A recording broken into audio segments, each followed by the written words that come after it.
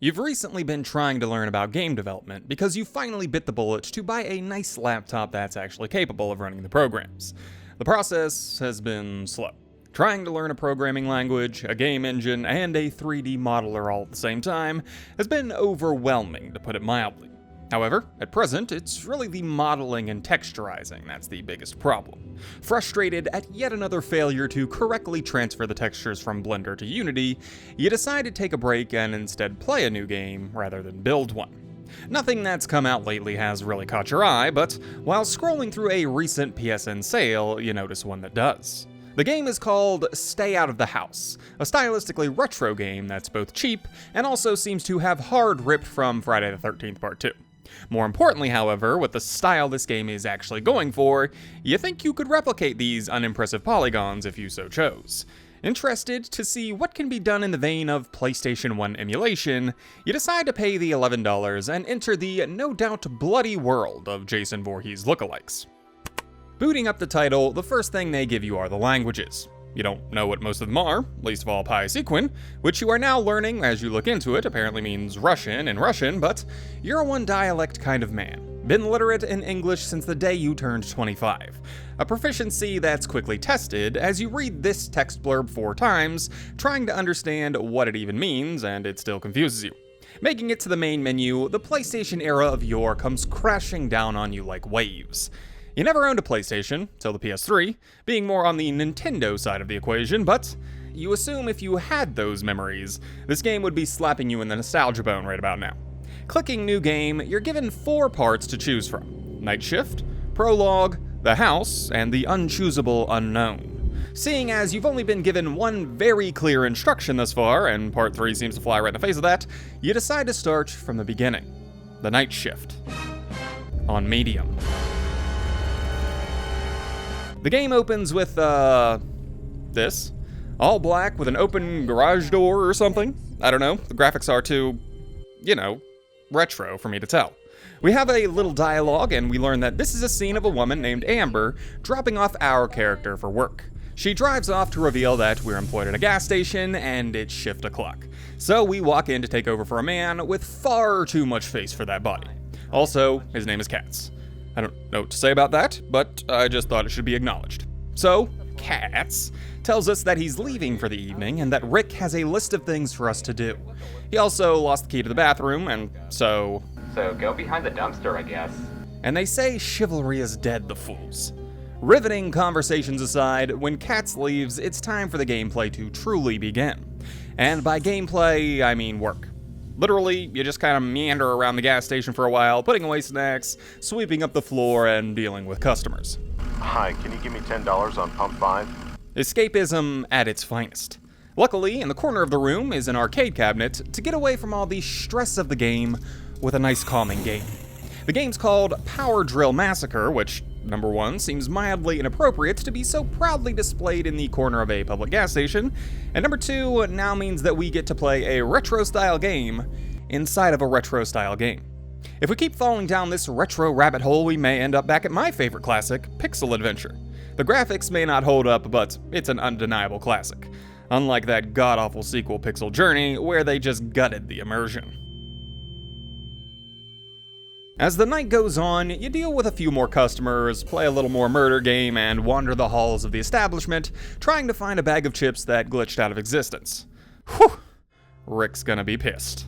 Eventually, this all culminates in one of the customers asking, Hi, you're here all alone. I know we're probably beating the weirdo odds by making it all the way to 3 customers, but come on, we're just gonna go right there? Not to mention the white van out front doing donuts, having just painted over the free candy sign. Must be something about Power Drill Massacre that really brings out the oddlings. Anywho, Mr. Afro eventually leaves, and we hear the chilling sound of a door opening. Heading into the back, it's revealed that one of the previously locked doors is now open. Not to mention the bathroom that Kat said was locked off as well. Meaning that either he was lying, or a malicious locksmith is skulking around here somewhere. Neither of which should keep us from our shift duties. With Rick's list satiated, it's time to get back to the counter. But not before putting the broom back where you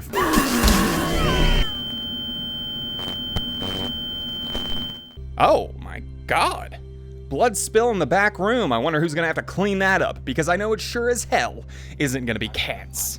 The surprising first death out of the way, you're tossed into a state of confusion as you wonder if you were somehow expected to avoid that. Turns out, no. As we pick back up with an unrelated character who's on a road trip with her boyfriend, Brendan. Our new character, Roxanne, wakes up after a nap to hear Brendan jamming out with Jesus. That means if you got $1 million in a fancy house, your soul is more likely to go to hell than Billy Joe down the road living in a single wide trailer house. I used to buy new cars. You hear that, Billy? Get your boots on, boy. We're going to heaven. Now knowing those stock purchases are going to come back to bite you in the afterlife, you and Brendan arrive at a rest stop so he can take a tinkle as you're still tired from all your rest. Waking up for the third time, you notice that your boyfriend is taking the mother of all urinations. Honestly, it's a bit impressive, but when you go to congratulate, you find that he's actually not in there. Exploring a bit, you find a door out back that leads to the discovery of Brendan's driver's license. It's obvious why you fell in love with him. This man is a fox. Of course, he's excessively faced, but who isn't these days? Following along the path, you're eventually led to a warehouse truck stop of sorts, where you find the first note talking about the closure of the mill. The owner of this place got stomach cancer from radiation and had to move away for better treatment, but more importantly than that, we find a dog. Hi, boy. Where did you come from? Oh, is that how you pet a dog?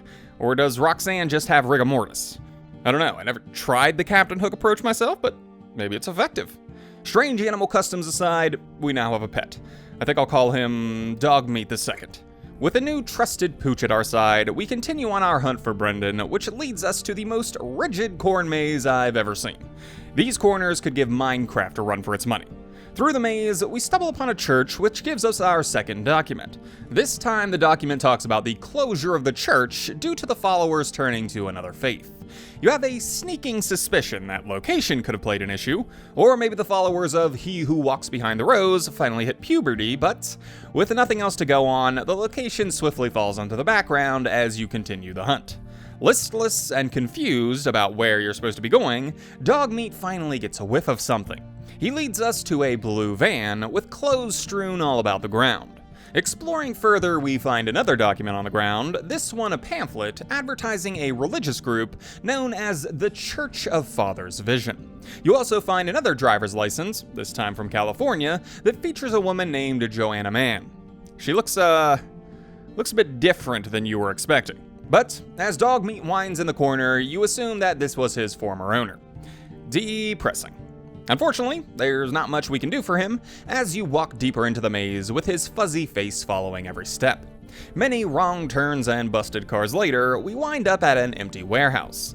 It's completely vacant, and you're not sure why they left it open to explore. Continuing a bit further, however, leads to a farmhouse that's been plastered with radiation warnings, and immediately you know what you must do. It's right there in the title. They told you right there in the title. However, Dog Meat is illiterate, and thus rushes forward into the dark abyss to attack whatever he senses inside.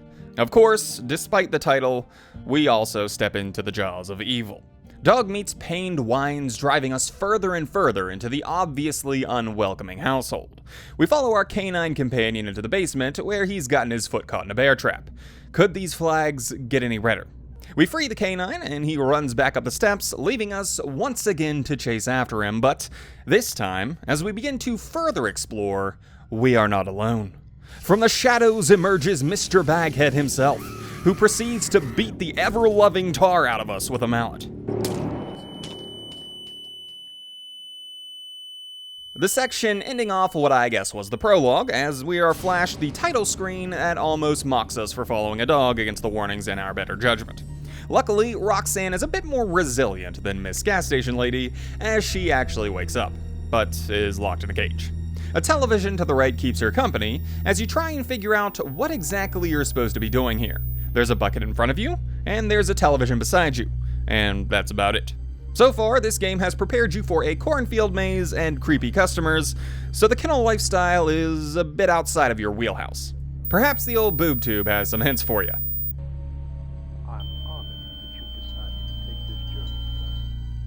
Ah, of course, death by TV, oldest trick in the book. What do you mean the TV kills you? I'm literally playing this on a TV. Talk about a fourth wall threat.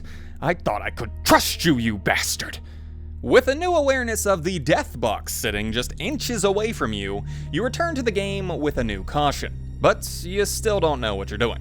You look around the cell with a suspicion of the bucket, but it seems to be a red herring. In your mind, you begin to wonder if you're meant to serve your time, and so you do just that. But after around 5 minutes with no visit from Captain Potato Sack, it's looking like that theory is a bust as well. So you resign yourself to just looking it up online and find that there's a tear in the fence in the upper back corner. You tell yourself that it was a simple oversight. It could have happened to anyone, but deep down you know you should be filling out a game journalist application. With a bruised ego, you begin to search the room. In a nearby drawer, you find a lighter, and in the next room, another document. It's a newspaper clipping talking about the night shift abductor. Terribly uncatchy name, so you're gonna keep calling him Baghead, but it basically discusses his MO of kidnapping people working late shifts at random shops. More importantly, however, it throws your whole view of Baggy out of whack. Not because of anything in the actual file, but because you can't see someone like Jason clipping newspaper articles about himself. This moves Baggy into the category of Freddy in your eyes. Regardless, you continue to search the area and find a clock as well as a combination lock, but, you know, arguably more interesting is the freaking skinned man rug laying at the foot of this person's bed, like, wowzers. Now we're just tossing in some Ed Gein into this lunatic mix. Where are we going with this? Next thing you're gonna tell me is that he took the time to make severed head lighting fixtures as well. With some more exploration, you stumble across a file in a drawer that gives you the combination to the lock. Putting it in will grant you the screwdriver, which is one of the more important things that you'll be finding around here. With it, you go into another room to find a grate that you can now unscrew, giving you access to ventilation. It's a good thing Bagman had these human-sized ventilation shafts installed, because otherwise these locked doors might have been effective. This new access allows us to scurry around the house like the rat humans we are. We get to spy on Baggy as he chops up some unsavory meat for a stew, and find a save room that exists for what reason exactly? Like, yes, you need a save room, but the logistics of why this room was built in the first place and why it's only accessible via the ventilation leaves you questioning what kind of contractor drew this place up and how much for his services. Anywho, you crawl around the place searching for your next move before stumbling across another document. This one relaying the harrowing tale of another survivor who was being held before you at some point. The note gives you the code for the radar system, but you're just now figuring out the ways of the rat, so you brush it off as you continue your exploration. Eventually, a hole in the shaft spits you into another bedroom. I mean, what can I say? This is a big house. Baggy somehow makes bank. I don't know. You search around, finding very little, but as you unlock the door and make your way into the living room, a mannequin screams at you.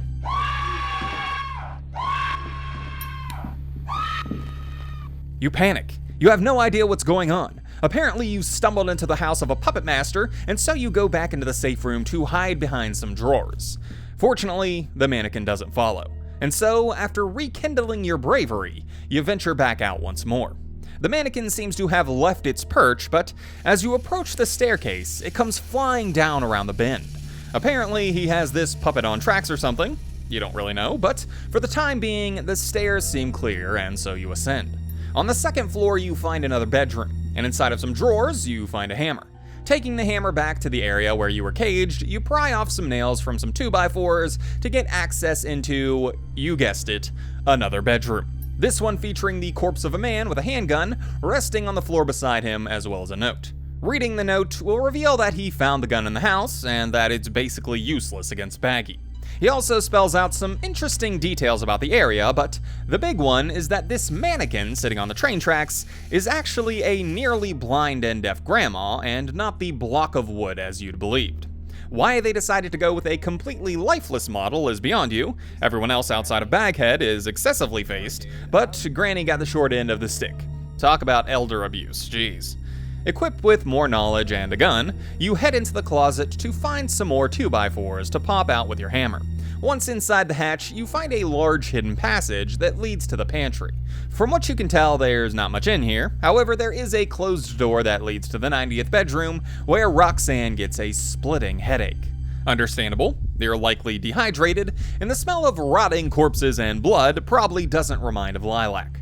You continue to search around the room, finding a couple bullets, some drain cleaner, and a pamphlet about the greatness of picking locks before heading back into the hallway.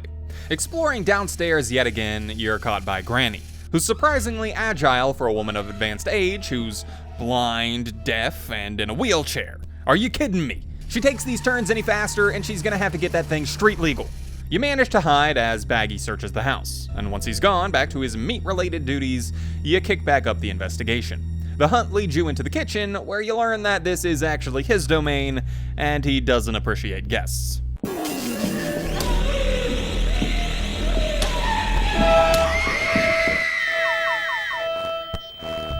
He gotcha. But surprisingly, that's not the end, as you now wake up in another holding cell, missing all your items and finding only a lighter to keep you company. You're blissfully unaware at the moment, but you'll learn later that once you've been caught, there's very little point to continuing a run. You lose everything, and you don't know where to find it again, so you'll inevitably just get caught again looking, leading to a final possible capture point where you'll wake up in yet another brainwashing room to very similar circumstances and ultimately very similar results. It's much easier to just reload your last save, but this isn't a lesson that you learn right now, as you'll endure multiple deaths before you're finally struck with any sort of epiphany. Anyways, once you're forced to reload your last save, you'll do a bit more exploring. Upstairs, you find a bathroom. Pouring the drain cleaner down the sink will result in the hex key falling down the pipes and into the basement. You'll then use it on a locked cabinet in the first floor bathroom to snag up some rubbing alcohol, then in turn using that to douse a rope in the kitchen and light it on fire.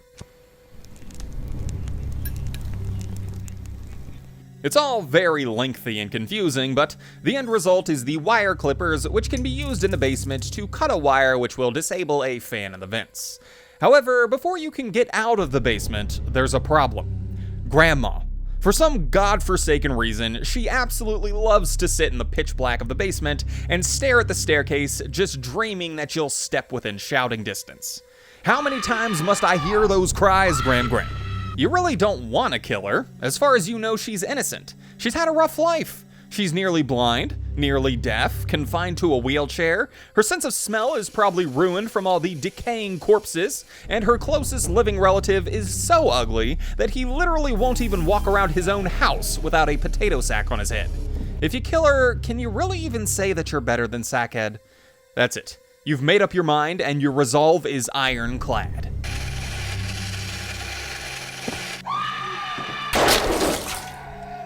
Oh, my word.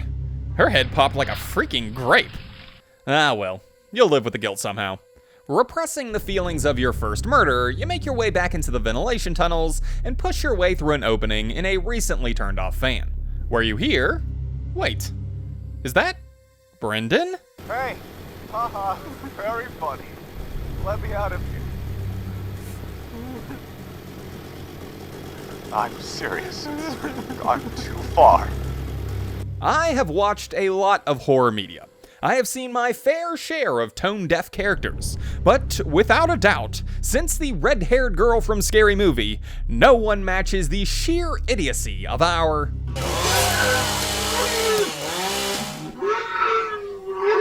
former boyfriend. Stop kidding around. Brendan, you're tied naked to a chair with a Jason wannabe performing a ritualistic chainsaw dance around you. Now tell me, where is the ha-ha in that? You've been abducted from a bathroom, dragged into a house where a man has decorated with headlights of the non-car variety, and then he stole your pants. Honestly, I think less of Roxanne for having dated this guy in the first place. But, still, what a fox. That soul patch is an American classic, buddy, work it. After Brendan's death, we get access to a new area of the house where the main puzzle is a scale that you need to break by adding chunks of human to it.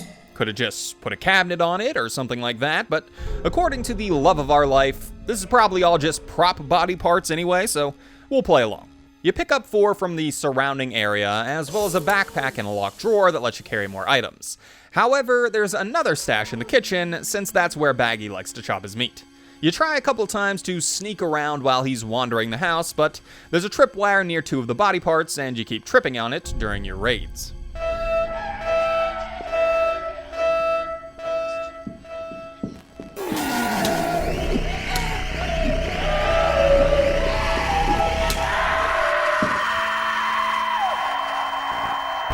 Eventually, you manage to snag all the body parts and bring them back to the scale to break off a gear that needs to be placed in the back of a clock in the next door room.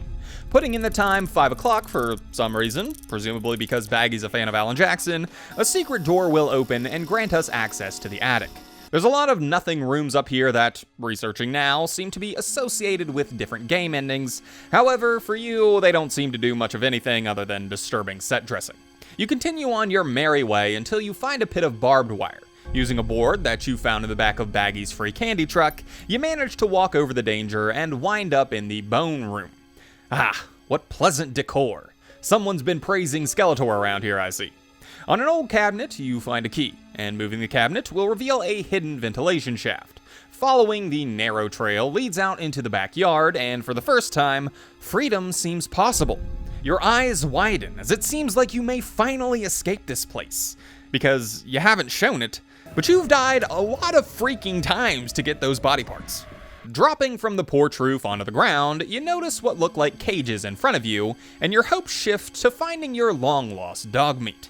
However, when you pick the lock, it's revealed that these are human cages as you find a girl whom you can have follow you. Picking the rest of the locks, you find 2 more living people as your army slowly starts to grow. You're not really sure what you're supposed to be doing out here, so you begin to look for the shed or perhaps a break in the fence for an exit.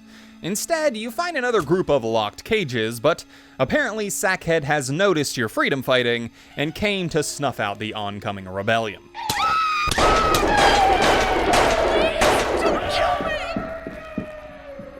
He kills everyone but this dude dressed like Freddy Krueger who's glitched stuck in his cage as you continue to search for whatever the hell's out here. You eventually find a door to the shed, which is massive by the way, and find some duct tape. You don't know what you're supposed to do with it, but you have it, and so you leave. Unfortunately, as you begin to search for a way back into the house, to the left of the porch, you notice something. Dog meat? Is that you, boy? If it is, you've gotten a lot uglier. Unfortunately, there's nothing we can do for this canine, even if it is dog meat. So you continue to search the property, eventually resigning to head back into the house and search for what you're meant to do with the duct tape. Turns out, nothing. Instead, you're supposed to pick up the pressure valve by turning the crank on the well. Don't you feel stupid? You take the valve downstairs and put it into a valve-shaped hole in the wall to turn off steam that was blocking your way in a different ventilation shaft in a closet between the dining room and the living room. Never in my life have I said ventilation shaft so frequently. It's a strange kind of pride that I'm feeling right now. Anywho, you follow the system down into a room with a fuse box, putting in the right fuses and pulling a lever to give you the power to the keypad that's also in the basement, and putting the code 9751, spitting you into the final area of the game, the bunker. To celebrate, you explore for a little bit, before the game decides, alright, that's enough life for you, and glitches you into the dog cage from earlier. Rewatching this now, it almost looks like I spliced these 2 clips together, it's so jarring, but no. Somehow, this just happened, and Dog Meat wasn't very happy about it. He tries to kill you as you run around the cage just thinking this is an intended part of the game and trying to escape. Panicking, you manage to get out of the cage, but you're completely lost as to what just happened. You walk around the backyard, but the game isn't done with you, and glitches you back into the cage because why the hell not? Completely frazzled and unsure of what's going on, you head into the doghouse to collect your thoughts. But it turns out, Dog Meat isn't exactly a sharing pup, as he comes in for a snack. Somehow, you now wake up in a pig pen, like you just stumbled onto the set of Hannibal. You escape through the fence and do some exploring to find that you're back in the bunker.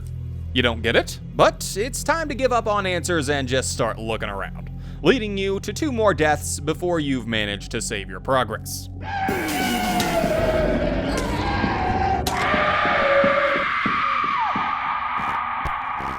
If this is going to be the norm for the bunker, we might have some problems. Luckily, now that you've made it to the level, you can now choose the option to skip directly to it from the new game menu, and so you do just that. Surprisingly, doing that even gives you a flashlight, which the game probably assumes you would have found if you weren't completely inept at exploration, but yeah, you never found it. Using the new bright stick, you search around for a bit before finding a screwdriver in the pig room. Starting the new game took all your items, but you don't end up needing them because they can all be replaced down here. You find a chemical waste room that exists for God knows what reason, and in the corner you shockingly find a nice warm ventilation shaft. This one leading to a security room with a pump room key and a document. In the paper, you find out that a security guard from the area went crazy and ended up needing to be put down by the other staff of the facility. With the pump room key, you head into the pump room where you unscrew a grate to find more ventilation shafts. This one leading to a garage where you find a person that actually holds a conversation with you. You have to stop the demon downstairs. You have to destroy this entire facility. He tells you that you need to go to the bottom of the bunker and destroy a reactor to blow this place to high hell. You don't really care, you're just trying to get away from Jason Sackington, but you listen because these are his last words and you're nothing if not courteous. Once he dies, you pick up the gun and bullets laying beside him and pick up some bolt cutters from a shelf nearby. With the garage exhausted, you unlock a door and head back into the hallway to find some goats locked up. Was the goal of this facility to create some sort of indoor petting zoo? If so, I think we took a bit of a left turn at some point. Regardless, we head back into the pump room and follow a different path to find a way into the submerged lower floor. The drains down here have been blocked off by plastic bags, and we swim around to the grates and unclog them. Good thing Roxanne has the lung capacity of an Olympic swimmer because, if this was me, this is where we'd be dying. We unclog the bags and head back to the pump to drain the floor. With this new area to explore, we head into a computer lab where we find a floppy disk, which is absurdly freaking massive, by the way. Taking this giant disk, we go to a testing chamber of sorts and pop another one out, which we swap and leave the room. Unfortunately, the water has damaged this disk, and so we have to take it back to the first floor to dry it off with a leak in one of the pipes. Then we take the disk back to the security room to do a puzzle on the computer. And if you're wondering, no, I did not figure this sequence of events out on my own. With the puzzle complete, we can now shut off the HVAC system and head back into the vents to shimmy our way through another turned off fan. This one leading to an elevator, which we take down to the final floor of the bunker, which is where all the reveals finally begin to shine through. In a laboratory near the elevator let-out, we find a document that talks about the experiments that were being conducted at this facility. I don't know how to break this to you, but apparently they were showing monkeys VHS tapes down here to give them telepathy. Hey, Devin. Should we, try to escape? Nah. Let's just, stay here. Yeah. Probably a good call. Look, I mean, it's been a while since I took a science class, but I must have watched my Hercules VHS like 1,000,000 times, and I've yet to acquire the powers of Charles Xavier, alright? This is bullshit. Whatever. Stupid farm animals, I don't even care. Jokes aside though, I think I'm reading this right. They showed a movie to livestock and saw results, and so they went to human trials until the humans became violent. I don't know what to say about that. So we'll just move on. Head spinning from that baffling revelation, we continue to explore, finding a can of bug spray in an experiment room. Once that's done, it's time to do what we do best. Take the cover off a ventilation shaft and crawl on in. They must have made this game in association with HVAC school or something, because I have a newfound appreciation for human-sized metal boxes. This time, the shaft leads out to some kind of meeting room, but we're headed to the cafeteria. In the back of the room, there's another shaft that's crawling with bugs, and now that we've got the spray, could we even call our life complete if we didn't explore it? We follow the path, spraying every step of the way until we come out into the reactor room. We need 2 keys to kick up the system, and we currently have a grand total of 0. Getting back to exploring, we find one of the keys in a room with a cow. You wonder what this smug little bastard's telecommunicating to his other barnyard buddies, but now's not the time. Searching for the red key now, we trek back to the cafeteria, and in the freezer is a corpse holding a note. The note says that the key is inside of the corpse's footlocker, with the code combination being a numeric translation of the drug they did on a beach before they were deployed, which begins with the letter A.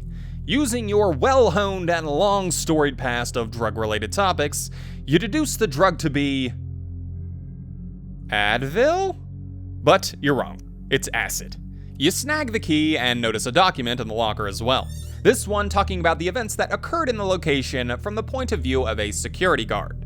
He was happy, then people started disappearing, and then he got paranoid as he heard screaming sounds every night from the lower floors. More importantly though, with both keys in your inventory, it's time to blow this popsicle stand. Each key also has a code that's associated with it in order to get the terminal operational. And while you're writing this now, you notice that the locations of these codes are revealed in the document in the freezer. At the time, you kinda just kept guessing until you got frustrated and looked up the answers. Blue's code being B2, A2, C4, B1, B3, C1, A4, C3, and Red's code being A1, B2, C3, B3, A3, A4. And with that, it's finally time to get the hell out of here.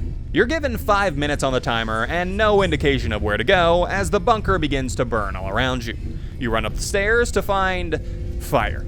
You run into the ventilation shafts to find fire. You run past the fire to find fire.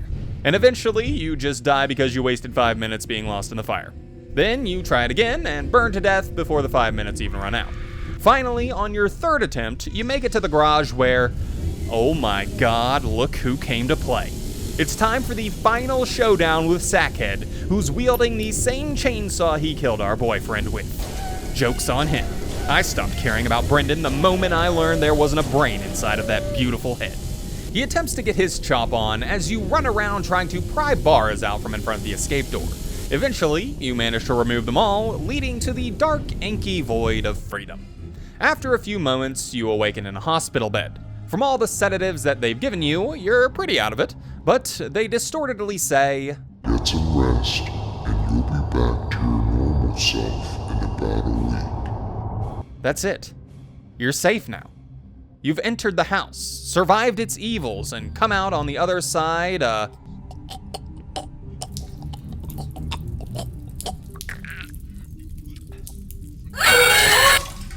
Mother? Yeah, you wake up, puke up a baby, and pass out again. This time coming to in a quiet room bathed in crimson. Getting up and looking around, you find out that the hospital's been overtaken by giant, gelatinous, pulsating blobs. At this point, you're just kicking yourself for not seeing this coming. You walk through a freaking zoo of these things, which in my complete speculation are probably egg sacs or something, and walk out the front door. Look, I've been through enough. This is somebody else's problem now. And yeah, I think that wraps it up pretty coherently. Roll the credits. You put the controller down, absolutely gobsmacked. From the moment you started this game, you thought you'd had it pegged. Slasher horror game where you're stalked by a Jason clone who takes a little piece from other horror movie villains, but that ending. From the bunker on, things just happened pretty fast and loose, and once you started puking up red babies, I think we called it quits on the whole understanding thing. You'd bought this game as kind of a tester to see what could be done in visuals that you feel like you could replicate given enough time, and while it had its strange off-the-wall bonkers quirks, you wouldn't be adverse to seeing where Puppet Combo goes in the future. Until then, however, it's time to get back to planning out your own game with the wisdom you learned from this one.